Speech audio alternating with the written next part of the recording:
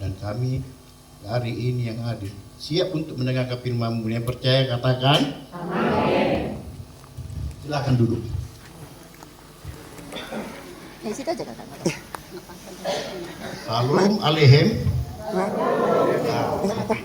Wa alehem salam. Contoh assalamualaikum. Waalaikumsalam. Jadi kalau saya bilang salam alehem. Alehem Salam. tapi gak usah panjang-panjang. Salam.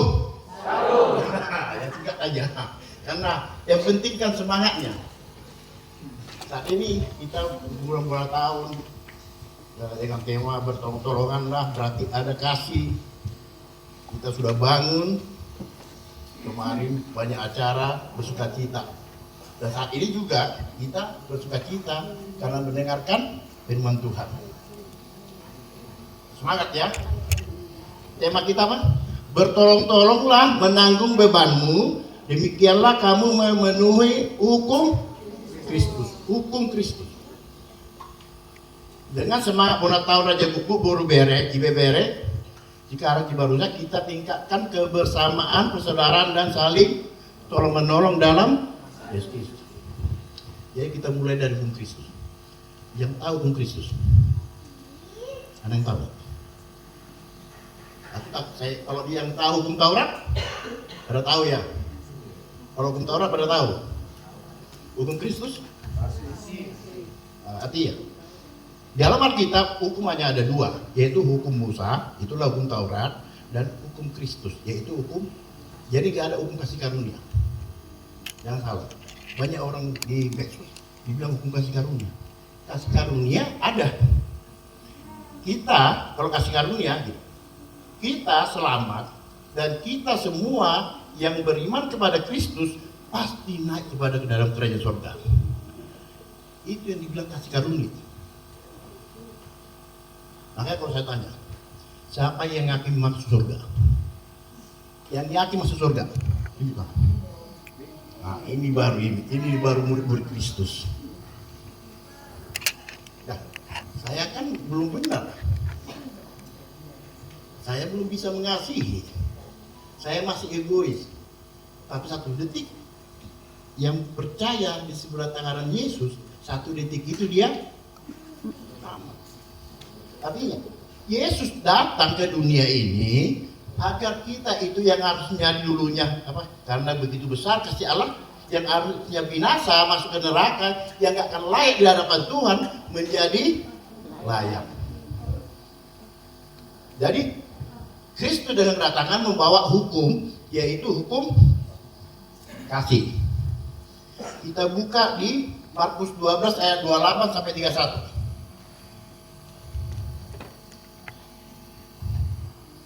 Markus 12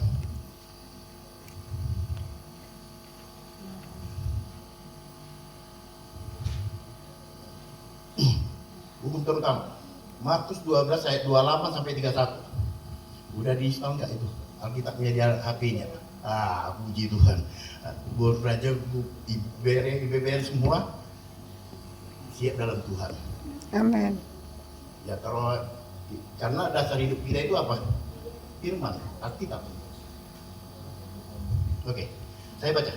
Lalu seorang ahli Taurat yang mendengar Yesus dan orang-orang Saduki bersoal jawab dan tahu bahwa Yesus memberi jawab yang tepat kepada orang itu, datang kepadanya dan bertanya, hukum manakah yang paling utama? Jawab Yesus, hukum yang pertama ialah, dengarlah, hai orang Israel, Tuhan Allah kita, Tuhan itu Esa. Tuhan kita itu Esa.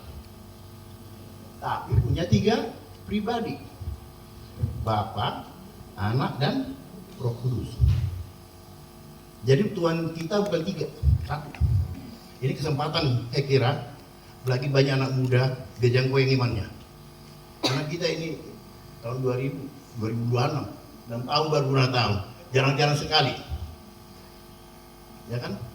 Tahun 2000 yang terakhir, ya sekarang 2026 kesempatan. Tuhan kita itu Esa. Jadi kalau ada yang bilang Tuhan kita 3, salah. Esa. Sama gini. Baiklah, kita ciptakan manusia itu segambar dan serupa dengan kita. Kita, itu kita. entitas. Sama gitu. Yang mati, kalau kita meninggal, yang mati apa? Tubuh, jiwa atau roh? Tubuh. Tubuh itu kehidupan. Kok Tuhan kita mati katanya? Ya memang tubuhnya itu, tubuh Yesus itu nggak berlaku. Tapi menjadi kemuliaan, tubuh kemuliaannya itu. Dan ketika kita mati, tubuh kemuliaan lagi kita nanti. Bukan lagi tubuh ini udah. Karena kalau orang Cina kremasi, segininya debu itu. Benar nggak? Kalau dikremasi hanya segini debu. Jadi udah begitu besar badan saya, kalau dikremasi ini hanya segini debu. Itulah kemenangan iman kita, amin. Kalau tetangga kan yang lain tubuh ini dibawa, kalau kita tidak. Karena tubuh ini hanya kehidupan sementara. Jadi Allah kita esa. Lalu dikatakan apa? Jawab Yesus. Hukum yang terutama ialah, dengarlah hai orang Israel. Kasihilah Tuhan Allahmu dengan segenap hatimu, dan dengan segenap jiwamu, dan dengan segenap akal budimu, dan segenap kekuatanmu. Hukum Taurat ada 10.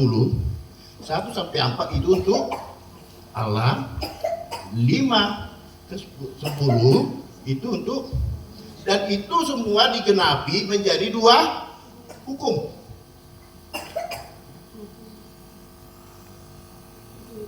Hukum terutama, kasihilah Tuhan Allahmu. Hukum kedua, yaitu kasihi sama manusia seperti dirimu sendiri. Tidak ada hukum lain yang lebih utama daripada kedua hukum. Itulah hukum Kristus. Kasih. Kasih kepada Allah dan kasih kepada. Itu yang dibilang hukum Kristus menggenapi hukum Taurat. Bukan berarti hukum Taurat ditiadakan. Ada orang menganggap karena sudah ada hukum Kristus, hukum Taurat ditiadakan. Bukan. Kita buka di Matius 5 ayat 17.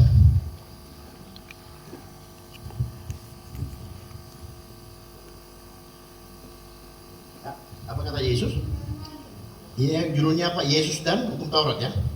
Janganlah kamu menyangka bahwa aku datang untuk meniadakan hukum Taurat atau kitab para nabi.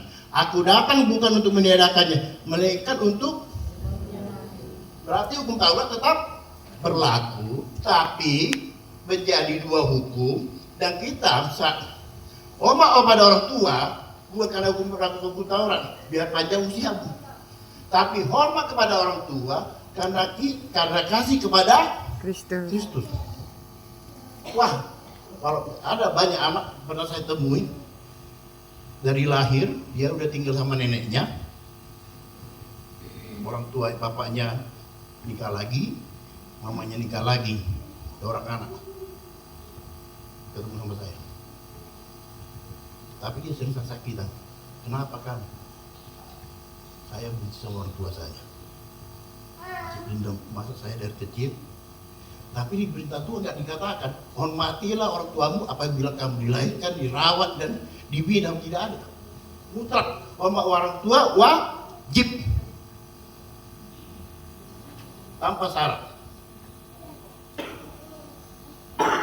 Bapak pun tadi mana? Nggak ada. Tetap hormat sama orang tua. Tanpa syarat. Itu bilang, hukum Kristus itu lebih sempurna daripada hukum Taurat. Saya mau tanya, di kelompok preman ada nggak kasih? Misalnya ada kemalangan temannya, mengumpulkan donasi nggak mereka? Itu kasih apa?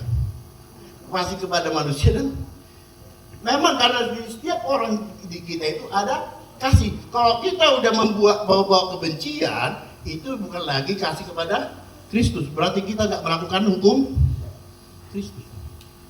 Makanya siapapun kita di sini mau punya kelebihan, kekurangan, tetap satu dalam kasih. Maka dibilang sih, bertolong-tolongan menanggung bebanmu.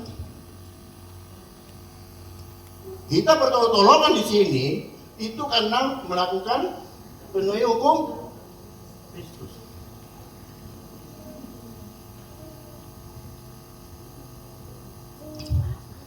prinsip dasar kita saat ini kumpul juga adalah Kristus. Bahwa kita itu nanti, saya yakin, secara iman ya, saya percaya kita ini akan satu di dalam kerajaan. Jadi saya berkobar sini bukan untuk biar saya masuk surga.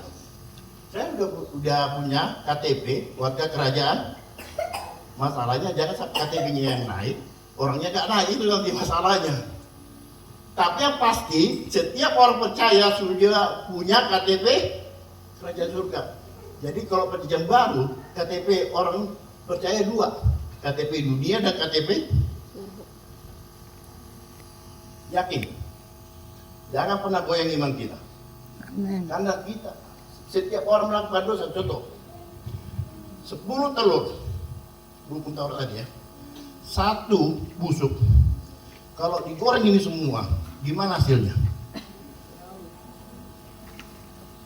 Nah, kalau melakukan dosa wajib kena hukum enggak? Jadi gimana kemudian kita layak? Tidak ada.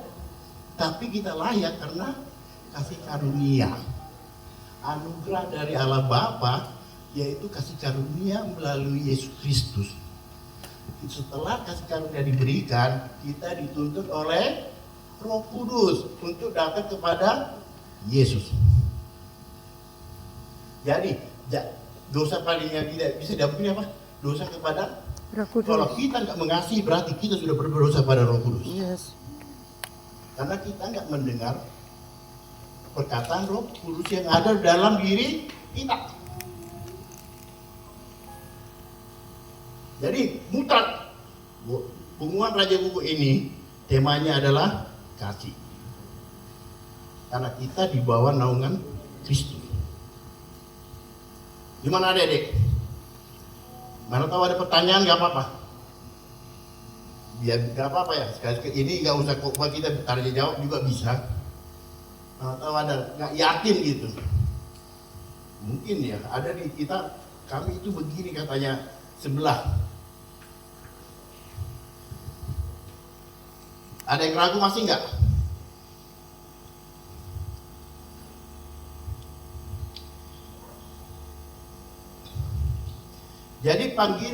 Jadi bertolong-tolongan berarti panggilan kasih.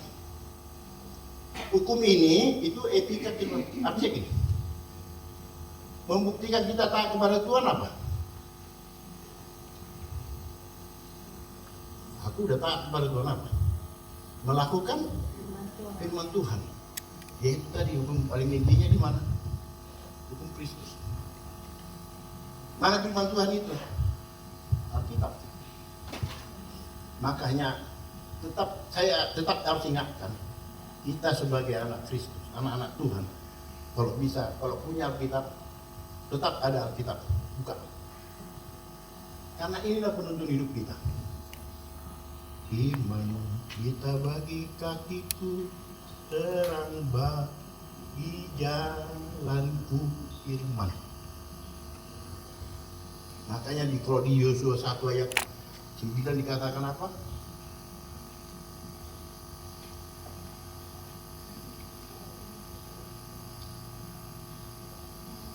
Ayat 8-9.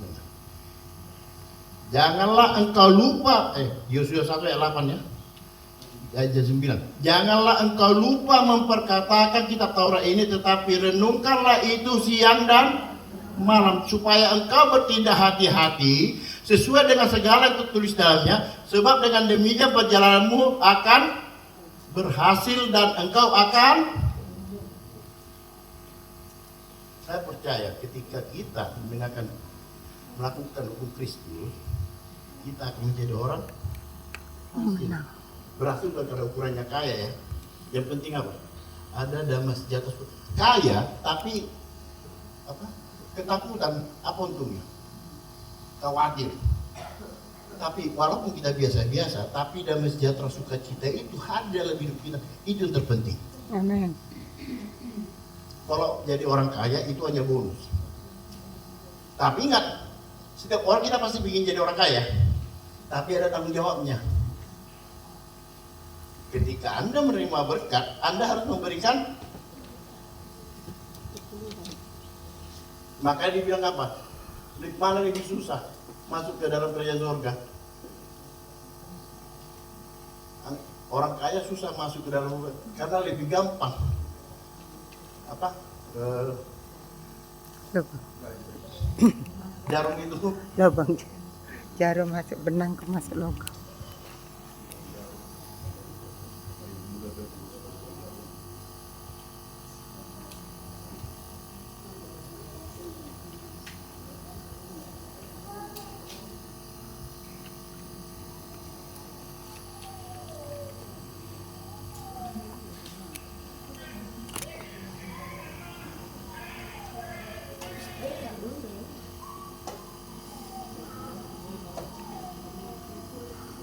lebih susah apa?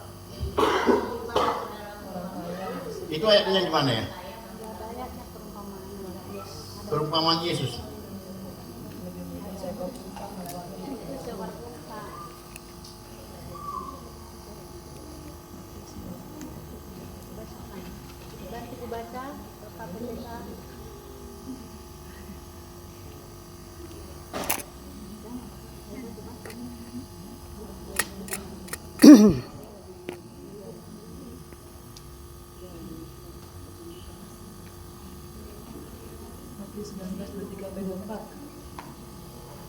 Baca aja. Ya. Matius 19 23-24. Yesus berkata kepada murid-muridnya, "Aku berkata kepadamu, sesungguhnya suka sekali bagi seorang kaya untuk masuk ke dalam kerajaan surga. Sekali lagi aku berkata kepadamu, lebih mudah seekor unta masuk melalui lubang jarum daripada seorang kaya masuk ke dalam." Saya mau tanya, siapa ingin jadi orang kaya? Wah, ini jadi goyang ini, mana saya bilang. Jangan pernah berkatakan, syukur Tuhan saya orang miskin. Orang yang hidup dalam Tuhan adalah orang-orang yang diberkati. Amin. Siapa ingin jadi orang kaya? Puji Tuhan. Semoga terberkati. Tapi ingat, Anda akan tidak masuk dalam kerajaan surga kalau Anda apakah yang kita terima tidak kita bantu kepada orang yang kekurangan. Jadi jangan enaknya kalau udah punya harta, ongkang-ongkang kaki, tapi nggak ingat masih ada keluarga kita, saudara kita yang nggak makan.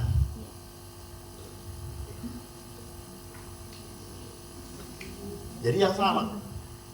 Kalau saya katakan, siapa yang ingin jadi orang kaya? Ya, puji Tuhan. Karena kita anak-anak Tuhan. Tapi yang paling penting apa? Kaya rohani. Kaya rohani, kaya di dalam Kristus, yang taat kepada Kristus. Jadi gak salah. Dan memang, makanya bilang tadi, jangan lupa berkata agar engkau berhasil. Jadi gak salah jadi orang kaya, tetapi punya tanggung jawab. Tapi jangan berkata, syukur Tuhan saya jadi orang miskin, saya pasti masuk kerajaan surga. Itu salah juga. Karena saya miskin pasti masuk kerajaan surga. Katanya orang kaya lebih susah seekor unta masuk ke lubang jarum daripada saya, katanya nanti. Orang Raja Buku tidak ada orang miskin. Amin. Amin. Karena kita hidup dalam hukum, karena kita hidup dalam hukum Kristus, jadi bertolong-tolonglah kepada kita sesama. Amin. Jadi kalau ada informasi lowongan kerja, beri teman-teman, minimal apa yang bisa terbaik kita lakukan. Kalau Anda nggak punya duit, ya jangan paksakan sampai berhutang. Yang penting itu hati. Kalau di hukum Taurat, jangan berzina. Itu berzina karena tidak melakukan hubungan, bukan karena suami istri ya. Tetapi di hukum Kristus, jangan berzina dengan Anda bernafsu aja, itu hati. Mengingini seseorang, itu hati, kamu sudah berzina. Lebih sempurna. Jadi hukum Kristus itu lebih sempurna daripada hukum Taurat. Karena mengutamakan hati. Jadi Kalau perjanjian lama itu banyak dia hal-hal yang kedagingan. Jadi di perjanjian baru hal-hal rohani, roh. Jadi kalau kita menafsirkan perjanjian lama ke perjanjian baru, itu harus ditafsirkan ke roh. Jadi kenapa di perjanjian lama itu ayatnya keras? Kalau mau diterjemahkan ke perjanjian baru, itu menjadi roh. Dan saya percaya ketika kita bertolongan, semua kita akan berhasil karena kita taat kepada Kristus. Jadi jangan pernah menghina teman. Kalau teman kita bodoh, jangan syukur ada temanku lebih bodoh dari saya, bukan. Karena kita juga ketika kita menolong itu menjadi berkat juga bagi diri kita, karena kita hadir menjadi berkat. Amin. Gimana anak-anak muda? Carilah yang seiman. Kalau enggak seiman, ya istri saya itu muslim itu dulu. Tapi sekarang jadi ibu rohani orang. Lah, kalau saya kan dibilang bapak rohani, dia ibu rohani. Jadi kalau kalau ada ibu-ibu bermasalah, bersoal keluarga, itu banyak ke perempuan. Kalau dia nanti curhat kepada saya, bahaya. Kebaikan juga yang kita lakukan bisa menjadi menghadirkan dosa.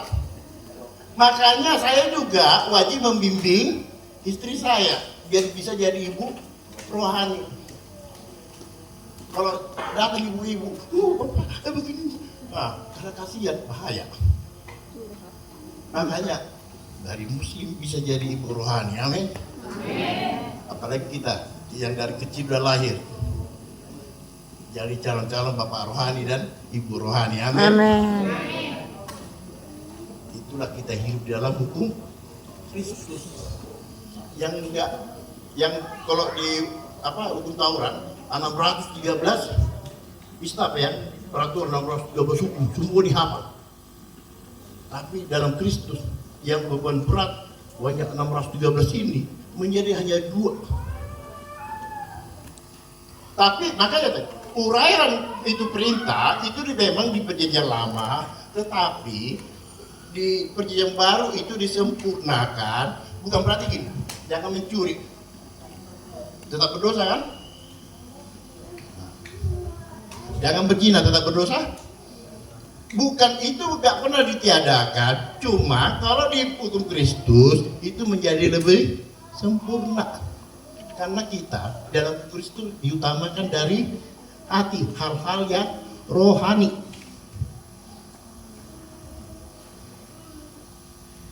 Amin. Saya percaya nanti terlalu panjang pun doain khotbah ini.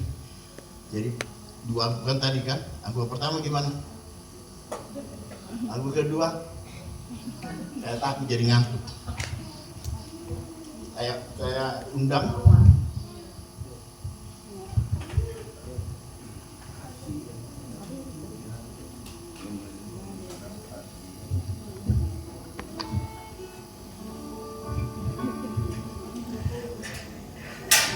jadi udah paham ya, tema kita ini adalah untuk melakukan hukum Kristus.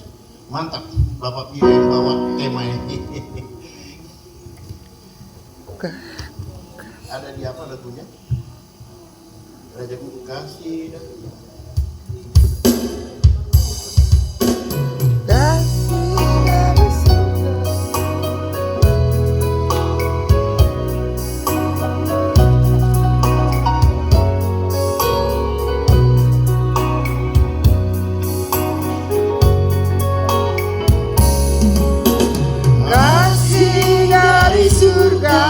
memenuhi tempat ini.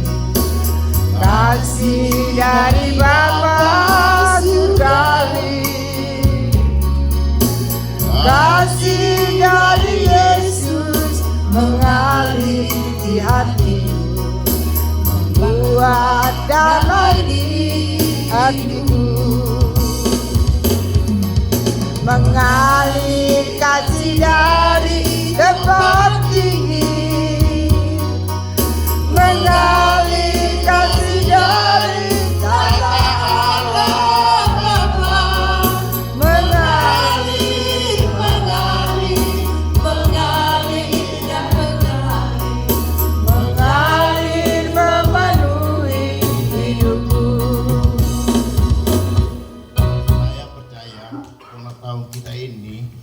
berdiri di atas hukum Kristus. Dan saya percaya kasih dan surga mengalir pada kita saat ini. Amin. Amen. Yes. Dan ini menjadi kekuatan kita.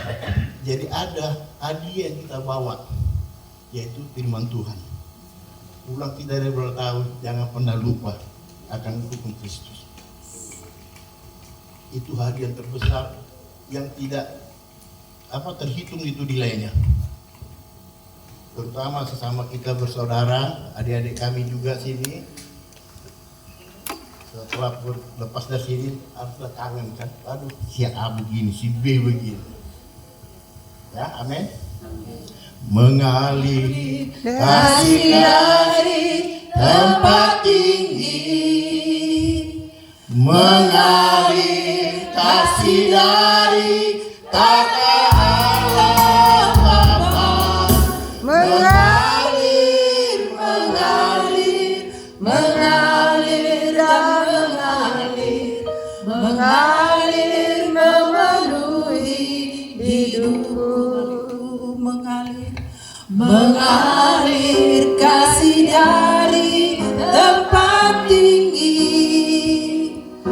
mengalir kasih dari tata Allah Bapa, mengalir, mengalir, mengalir dan mengalir, mengalir memenuhi hidupku, mengalir memenuhi hidupku, mengalir memenuhi hidupku.